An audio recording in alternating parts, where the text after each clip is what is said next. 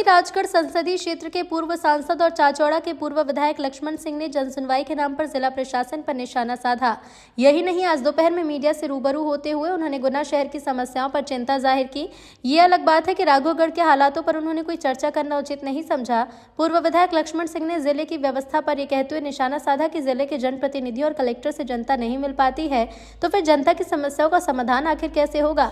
इस दौरान उन्होंने जनसुनवाई पर भी ये कहते हुए निशाना साधा कि गुना में जनसुनवाई प्रायोजित होती है, जिसमें यह तय रहता है कि कौन समस्या कह सकेगा, प्रश्न कर सकेगा। श्री सिंह ने इस दौरान शहर की समस्या पर चर्चा की कि यहाँ पानी की समस्या है, बाढ़ आ गई थी, सफाई की भी समस्या है। शहर के विकास पर श्री सिंह ने कहा कि गुना चारों ओर से घिरा हुआ है, इसलिए इसे बहुत ज्यादा नहीं फैला सकते। राघवगढ़ की ओर फैलाना संभव नहीं है, बमोरी तरह भी जगह नहीं है। ऐसी स्थिति में थोड़ा बहुत फैलाव अशोकनगर की ओर हो ही सकता है, लेकिन वहां भी नदी आड़े आती है। उन्होंने राघवगढ़ इलाके में बंद पड़ी शुगर फैक्ट्री को फिर से चालू किए जाने की आवश्यक जताते हुए कहा कि इससे जिले का विकास होगा। श्री सिंह ने जिले में बेरोजगारी पर चिंता जाहिर की, कहा वे अब रोजगार को लेकर काम करेंगे। शहर के युवा को शहर में रोजगार मिले और गाँव के ग्रामीणों को रहवासी गाँव में रोजगार मिले, वो इसके प्रयास करेंगे।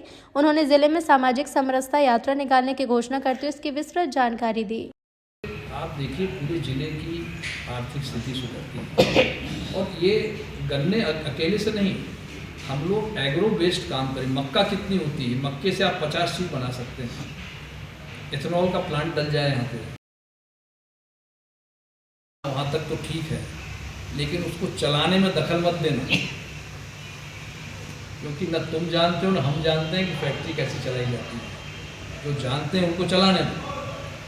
तो तब तक, जब तक ये सिद्धांत चलता रहा, वही साहब चलाते रहे, तो फैक्ट्री चलती रही।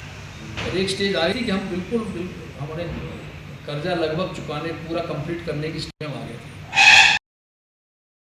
तो रात को गांव में रुकती थी महिला हो गई, उस समय सड़क नहीं थी, कच्चे रास्ते पे उनकी गाड़ी जाती थी। ऐसे कलेक्टर भी हुए हैं, सुधीर नाथ साहब, उनका सब बहुत छोटा सा काम था। ये सुधीर नाथ जो थे, मेरे कॉलेज के पढ़े हुए थे, मेरे सीनियर थे, दिल्ली से, स्टीफन से। उनके साथ तो उनका एक गार्ड होता था, एक ड्राइवर, और वो खुद होते थे, और वो कई बार खुद गाड़ी चलाते थे। ये भी ये हम जनता को जागरूक करें, अपने प्रतिनिधियों से सवाल करें। अभी भी कई गांवों में मूलभूत सुविधा नहीं मिल पा रही है जी। अभी भी कई गांवों में मूलभूत, अभी जैसे जो जनप्रतिनिधि आते हैं तो उनके वहाँ, उनके आसपास इतना बड़ा पुलिस का घेरा, लोगों को धक्का मार के भगा दिया जाता है, एक रस्सी खींच दी जाती है। अब जनप्रतिनिधि को छोड़िए, आप कलेक्टर से कोई साधारण आदमी मिल सकता है? कभी नहीं मिल सकता। इन्होंने अपना एक दायरा और बना रखा, इतनी सारी रिंग बनी हुई है कि जनता तो इन लोगों से मिल ही नहीं पाती। उनको लेकर भी आप आवाज़ उठाएंगे? अपने इसी उठाई जाए, आपके माध्यम से उठाइए। आज किसी आम आदमी को किसी से अपना काम कराना है, अब वो करते हैं, उनका ही लगता है, सोमवार को शायद वो लगाते हैं अपना जन अदालत, मंगलवार को जन अदालत लगती है, उसमें भी लोग परेशान। वो भी पहले से तय होती है कि कौन आएगा, कौन क्या सवाल करेगा।